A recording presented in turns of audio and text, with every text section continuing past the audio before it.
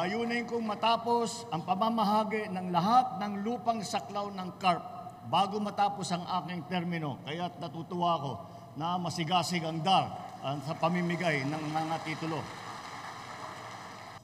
Umaasa ako na dadami o dodoble pa at sa taon na 2024. Ang mahigit na 2,000 titulo na ipapamahagi natin ngayon dito sa Davao ay magandang simula at simula lamang para sa 2024. Ang pamimigay ng titulo sa ating mga magsasaka ay unang hakbang lamang sa pagkamit ng kanilang kalayaan sa kahirapan. Kaya naman, inubuhos ngayon ng pamahalaan ang mga serbisyo at ayudang kailangan ng mga magsasaka.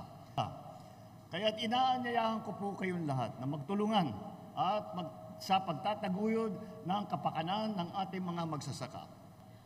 Sama-sama at kapit-bisig po tayo sa pagpapayabong ng agrikultura ng bansa sa pagkamit ng mas masaganang bukas para sa ating lahat, para sa lahat ng Pilipinas.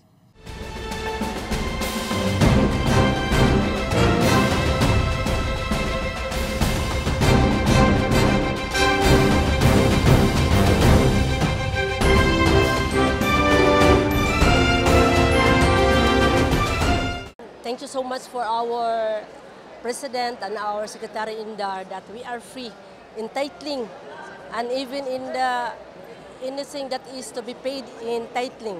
So I'm so very happy and I have the chance to say thank you so much in the part of Panabo Group.